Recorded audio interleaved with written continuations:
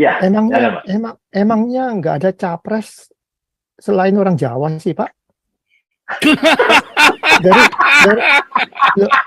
Nggak ada, Pak, kan sudah ada aturannya pribumi, harus pribumi, artinya pribumi itu Jawa dan Islam. Kan kemarin udah dibahas sama Pak Tobing. Ya berarti Anies nggak boleh dong, dia itu Yaman. Oh, itu pribumi, Pak. Kemarin sudah Pak, sudah mandi kembang, Pak. Oh, udah mandi kembang. Nggak boleh melawan Sunatullah. Anyway, terus biaya demokrasi kita ini besar sekali, ya, besar sekali dan benar-benar liar sekali. Itu tadi itu hanya hitungan. Sekarang seperti pilpres nih nanti, Pak Paul. Kalau pilpres sampai 2 putaran, maka akan keluar biaya sangat besar. Nah, KPU sudah mengeluarkan statement ketika pilpres nanti hanya satu putaran, maka kita akan menghemat sekitar 17 triliun. Tapi kalau dua kali putaran, akan keluar lagi biaya besar. Nah, itulah mahalnya demokrasi kita. Itu baru biaya resmi KPU. Belum lagi biaya yang keluar dari tim sukses, dari pasangan, bla bla segala macam. Jadi ya itulah yang terjadi realita demokrasi kita sekarang. Wah, itu semua padahal kalau buat pembangunan pendidikan aja kita fokus gitu ya. Ngeri ya. Oh iya sangat, apalagi ini kan kita akan melaksanakan pemilu setelah pilpres. Akan ada pileg bersamaan juga dengan pilkada. Pilkada serentak seluruh kabupaten kota di Indonesia. Bayangkan berapa banyak uang yang akan terbuang. Apalagi nanti kalau ternyata juga pilkada-pilkada ini akan mengalami 2 putaran pemilihan. Pak, kemarin Bang Sandi, siapa itu Sandi siapa namanya Sandi Uno. Sandi Uno itu katanya habis 50 triliun. Tapi katanya bisa balik modal, bahkan sahamnya naik loh, Pak. Kan saya pikir 2019 tidak sampai 50 triliun lah. Kalau kita melihat demokrasi di kita, kalau seperti Indonesia ini, capres pilpres itu mungkin tidak sampai menghabiskan segitu banyak. Kira-kira berapa tuh, Pak? Kira-kira taksiran? Kalau untuk di seluas kita ini dengan pola demokrasi yang kita jalani, mungkin ya.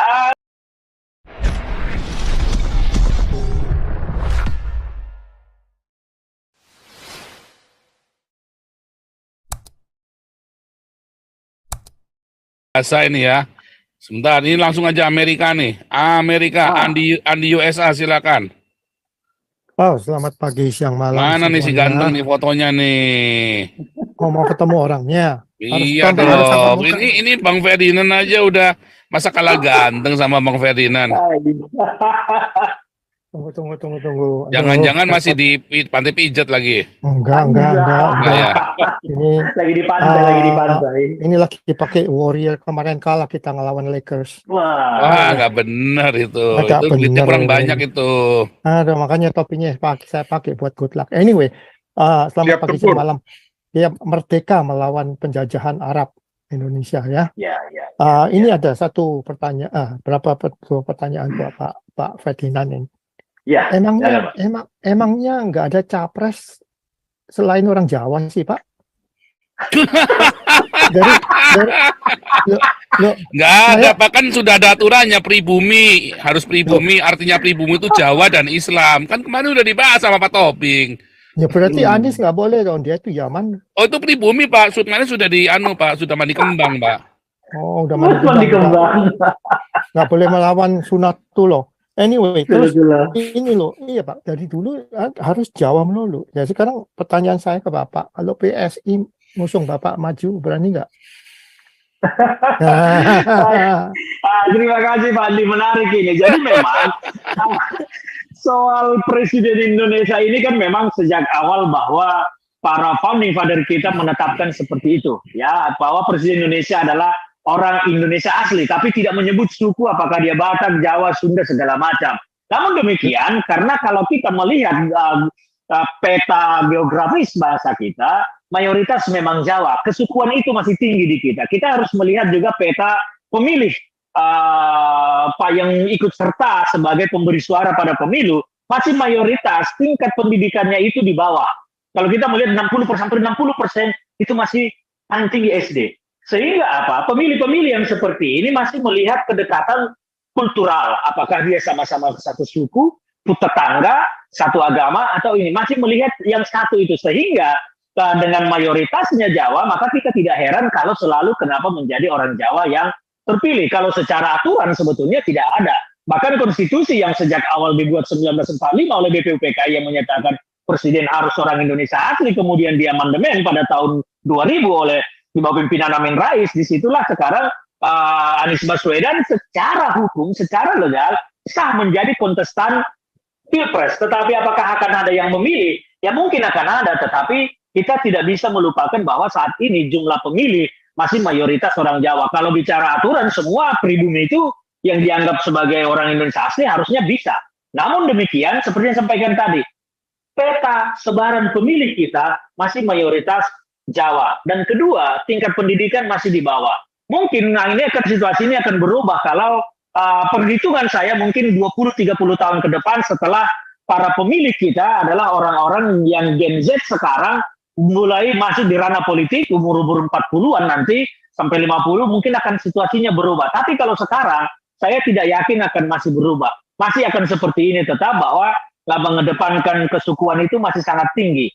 Itu masih akan terjadi masih. Kalau secara aturan tidak ada, tetapi namanya ya saya punya tetangga, satu suku, satu ini, itu masih menjadi dominan penentu untuk pemilih yang memang tingkat pendidikannya masih di bawah, kecuali pemilih-pemilih yang sudah menggunakan rasionalisme, orang yang tingkat pendidikannya lebih maju, mungkin SMA, sarjana, mereka masih melihat ini orang punya kapasitas apa, kapabilitas apa.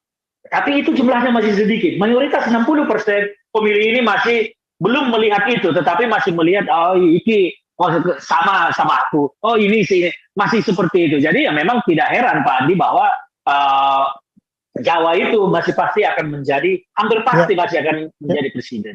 Ya kalau gitu ya kita bisa. Jadi Indonesia ini nggak maju-maju, jadi bisa dimaklumi Pak. Soalnya soalnya sifat orang Jawa ya, kalau kakinya terlindas mobil itu kan bilangnya, aduh kakiku terlindas. Jadi slow, makanya Indonesia ini nggak maju-maju. Second question Pak, yang saya nggak suka nih, kalau presiden udah terpilih, menteri-menterinya ini loh Pak, ya saya nggak suka, titipan-titipan partai. Banyakan yang on duduk situ jadi menteri gara-gara titipan partai. Seperti kita juga nggak bisa nyalain Jokowi, dia nggak bisa berbuat apa-apa, soalnya banyak menterinya di titipan partai yang on, yang cuma duduk sana kayak, termasuk wakil presidennya itu. Terus ketiga, kalau menurut saya Prabowo susah Pak, soalnya Prabowo dari kita orang Tionghoa masih dihubung-hubungkan dengan 98. Kalau dia kali ini maju lagi masih agak susah. Ya itu aja deh komen saya. Jadi kalau tapi kemarin lawan Jokowi menang tipis loh, Jokowi itu loh. Pada Prabowo Sandi itu kan, Jokowi menang tipis saja, itu nyaris kalah loh Jokowi itu kemarin. Saya kok optimis ini kalau Prabowo sama Sandi lagi, asal duitnya ada, ya bisa menang ini kalau apalagi lawan cuma Ganjar. Kemarin Jokowi berat ya, karena Jokowi kan dari media darling kan, dari wali kota, gubernur langsung kan. Kalau Ganjar kan nggak media darling kan. Ya lah. Soalnya ada kemungkinan Pak Paul, soalnya apa? Soalnya gara-gara U20 itu si PDI habis deh ceritanya. Habis. Mungkin itu Ganjar itu habis gara-gara U20 kemarin. Iya Pak Ferdinand. Ya, jadi gini, kita juga memang kalau menggunakan sisi rasionalitas berpolitik akan melihat bahwa ini akan gagal karena ini. Tetapi jangan lupa karakter pemilih kita, warga bangsa kita ini masih ada warga yang cepat lupa, apalagi dalam politik. Iya, betul. Ya, sesuatu terjadi, minggu depan ada yang menarik lagi keluar, yang buruk ini akan terlupakan. Itu yang masih menjadi tipikal pemilih kita. Jadi satu lagi sama Pak Andi tadi, soal menteri-menteri segala macam, inilah memang buruknya negara, sebuah negara yang multipartai seperti kita. Akhirnya apa? Partai-partai politik ini akan berlomba-lomba menang atau menempatkan perwakilannya di kekuasaan. Kalau sudah masuk politik, dalam partai politik, dalam mengejar kekuasaan itu hanya dua tujuannya, kekuasaan dan kekayaan. Di luar itu tidak ada. Jadi semua kita tidak akan melihat orang-orang cerdas duduk menjadi menteri. Kenapa? Karena kalau orang cerdas duduk jadi menteri, dia hanya akan bekerja. Justru dipasanglah orang-orang yang memang bisa mengakomodir kepentingan teman-teman, kepentingan kelompok. Itu yang akan duduk jadi menteri ketika dia orang pintar, cerdas, tidak bisa mengakomodir kepentingan partai, tidak bisa mengakomodir kepentingan teman-teman, ya tidak akan bisa menjadi menteri. Karena tujuannya apa? Ya memang untuk mengejar bagi-bagi di situ semua. Jadi penguasa tidak usah munafik dalam hal itu atau membantah segala macam. Tujuan orang berpolitik ya dua tadi, kekuasaan dan kekayaan. Kalau sudah berkuasa pasti kaya. Makanya berani mengeluarkan modal yang cukup besar. Tidak akan ada orang berani mengeluarkan modal besar kalau tidak untuk mengambilnya kembali dan mengambil untung. Itu yang terjadi Pak Andi di negara kita. Multipartai ini memang sangat buruk sekali. Gitu. Silakan Pak Paul. Pak, kemarin Bang Sandi siapa sih sampai ke Bang Sandi? Siapa itu Sandi siapa namanya Sandi ya? Sandi Uno. Sandi Uno itu katanya habis 50 triliun. Tapi katanya bisa balik modal bahkan sahamnya naik loh, Pak. Kan saya pikir 2019 tidak sampai 50 triliun lah. Kalau kita melihat demokrasi di kita, kalau seperti Indonesia ini, capres pilpres itu mungkin tidak sampai menghabiskan segitu banyak. Kira-kira berapa tuh Pak? Kira-kira taksiran? Kalau untuk di seluas kita ini dengan pola demokrasi yang kita jalani, mungkin ya 5-10 triliun itu modal dasar capres cukup ya. Bahkan Bang Sandi saya dengar dia hanya keluar sampai sekitar 1 triliun, tidak 50 triliun lah. Itu berlebih kalau 50 triliun. Tapi ini menarik nih, ini menarik nih. Kita coba kita masalah tarif ya. Ini kan bukan rahasia lagi, tapi ini kan yang nonton di kita bukan masyarakat menengah ke atas tapi menengah ke bawah ya. Dan yang tidak semuanya suka politik, tapi ini buat informasi aja. Kira-kira diurut ya. Kalau jadi bupati di Jawa, bupati di Jawa ini kira-kira biayanya berapa tuh kalau mau jadi bupati? Total semua habis dari promosi, ubah rampai sampai kampanye semua. Kalau yang paling mudah itu sekarang menghitung kebutuhan seorang kandidat menjadi bupati atau apa. Pertama harus kita hitung dulu jumlah pemilihnya. Ya, itu yang pertama. Yang kedua, rata-rata kalikan sekarang 250.000. Ya, dari jumlah pemilih. Kemudian tambahkan lagi 40% dari situ untuk biaya billboard, kaos segala macam. Itulah kira-kira biaya yang dibutuhkan. Nah, kalau satu kabupaten kecil itu dengan APBD yang mungkin 600 miliar, 800 miliar, dengan pemilih 100.000 orang, ya kalikanlah itu ke sekitar 250.000 ditambah 40%-nya, ya itulah kebutuhan dia.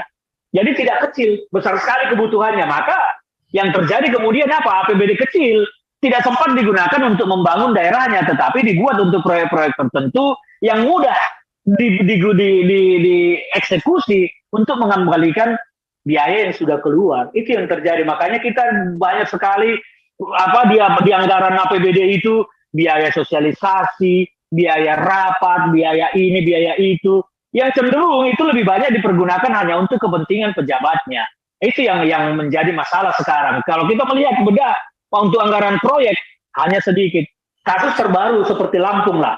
APBD untuk Lampung pembangunan infrastrukturnya kecil sekali, tapi begitu kita lihat rapat ini itu tunjangan bla bla bla besar sekali. Itu yang terjadi karena itu mudah sekali untuk dieksekusi untuk ya dibawa pulang. Kira-kira begitu Bang. Coba ini misalnya nih, ini kita hitung karena ini kebetulan kita kurang pandai nih ya. Tadi 250 tadi 100 ya. 100.000 dikali 250. Kali 250.000 dikali ya taruhlah 100.000 dulu pemilihnya paling ini. Ya 100.000 dikali 250.000 ya. Udah begitu aja. Itu daerah kecil, ditambah lagi 40% untuk biaya pertemuan, biaya benar, biaya spanduk segala macam. Tambah 40%. Nah. Wah, itu bisa 10 miliar itu. 10 ini ditambah nolnya 6 lagi loh. Itu daerah kecil loh. 10 miliar loh Bang, 10 miliar ya, itu daerah kecil yang mungkin APBD-nya hanya sekitar bisa 500 miliar, 600 miliar. Kalau Kabupaten Semarang misalnya. Kalau seperti Semarang ya lebih lah, tidak cukup lah 10 miliar, itu masih butuh. Kabupaten Semarang kira-kira 50 M lah ya. Ya lebih lah. Kan kalau Kota Madya kayak Kota Madya misalnya selevel Kota Madya Semarang misalnya. Ya, kan 30 kebutuhannya seperti tadi. Tetap hitungannya seperti tadi. Itu hitungan rumus ya tadi ya, dikali aja ya. Ya bukan rumus baku, tetapi hitung-hitungan lah ya, hitung-hitungan yang memang pada umumnya terjadi di bawah itu orang-orang pada menghitung suara, wah harus ada keluar satu orang sekian ratus perak gitu. Itu tidak ada rumus bakunya, tetapi itu ada perhitungan kasar lah. Perhitungan kasar, ya. Artinya supaya kita ngerti, misalnya tadi kayak bupati bisa 10 miliar lah ya, level-level Semarang. Kota Madianya berarti ya kira-kira 2 kalinya lah gitu ya. Ya bisa jadi. 20 miliar gitu ya. Lalu kalau level gubernur, ya. Partai pun pasti akan beda tarifnya di setiap daerah. Oh iya betul, ada tarif partai juga, betul. Wah, iyalah, mana mau dia kasih kursinya gratis. Oh iya betul ya, ada partai sendiri, ada beli tiket juga ya. Mahar juga lah untuk mahar juga tiket. Oke, sekarang kalau gubernur. Ya, prinsip demokrasinya sama, hitung-hitungannya. Oh, tetap sama. Jadi dihitungnya seluruh rakyat itu kira-kira begitu ya. Kira-kira untuk. Jadi kalau misalnya 30 juta dibagi 100.000 kan Jawa Tengah kan 30 juta penduduknya. Ya, penduduk ya 30 kan? Juta, pemilih mungkin nggak sampai segitu ya. Oh, separuhnya lah, ya. 15 juta dibagi 100.000 kan? Bagi kira-kira 150 ribuan ya. 150 ribu, tadi dibagi 150 ribu kalinya ya. Wah bisa ini ya, bisa sampai 100 miliar itu ya. Oh, iyalah itu kalau untuk Pilgub Jawa Tengah ya dana segitu ya pas-pasan lah. 100 miliar itu masih kecil ya? Iya pas-pasan lah. Nah kalau tadi Presiden kemarin Sandi Uno sama Prabowo kira-kira 1 sampai maksimum 5 triliun ya? Ya pasti sekitar segitulah kebutuhan gambaran. Ya. Tapi itu semua juga tergantung kerasnya bagaimana kontestasi itu terjadi. Karena kalau hitung-hitungan begitu terjadi, yang lain juga melakukan yang sama kan nanti pusing siapa yang akan menang. Tentu yang ingin menang akan mengeluarkan lebih besar supaya suara beralih ke dia. Ya ini kan hanya gambaran-gambaran kira-kira gitulah. Tapi bukan rumus baku, bukan rumus. Ya betul. Saya hanya supaya rakyat ngerti betapa besarnya biaya demokrasi kita ini besar sekali, ya besar sekali dan benar-benar liar sekali. Itu tadi itu hanya hitungan. Sekarang seperti pilpres nih nanti Pak Paul. Kalau pilpres sampai 2 putaran, maka akan keluar biaya sangat besar. Nah, KPU sudah mengeluarkan statement ketika pilpres nanti hanya satu putaran, maka kita akan menghemat sekitar 17 triliun. Tapi kalau dua kali putaran, juga akan keluar lagi biaya besar. Nah, itulah mahalnya demokrasi kita. Itu baru biaya resmi KPU. Belum lagi biaya yang keluar dari tim sukses, dari pasangan, bla bla segala macam. Jadi ya itulah yang terjadi realita demokrasi kita sekarang. Wah, itu semua padahal kalau buat pembangunan pendidikan aja kita fokus gitu ya. Ngeri ya. Oh iya sangat, apalagi ini kan kita akan melaksanakan pemilu setelah pilpres. Akan ada pileg bersamaan juga dengan pilkada. Pilkada serentak seluruh kabupaten kota di Indonesia. Bayangkan berapa banyak uang yang akan terbuang. Apalagi nanti kalau ternyata juga pilkada-pilkada ini akan mengalami 2 putaran pemilihan. Akan sangat banyak luar biasa uang yang akan keluar. Makanya kenapa kemarin timbul opsi-opsi dari beberapa tokoh menyatakan sudahlah tunda dululah pemilu. Karena supaya uang ini bisa kita pergunakan lebih bermanfaat. Itulah dasarnya kenapa sampai ada opsi-opsi itu. Kira-kira karena melihat angkanya. Kalau Bang Ferdinand sendiri kemarin kalau misalnya terjadi penundaan pemilu misalnya nih 2 tahun, setahun ditunda, berdampak nggak? Kalau berdampak tentu kita lihat ya arah begini kan pemimpinnya nanti akan menempatkan dana ini di mana. Tapi kalau penempatan dananya juga tidak benar ya tentu tidak berdampak. Tapi kalau dana itu benar-benar ditempatkan untuk membangun sesuatu secara nyata dan real, itu menurut saya akan berdampak. Kira-kira begitu. Oke, Robert Mapengkang, Amerika lagi, silakan.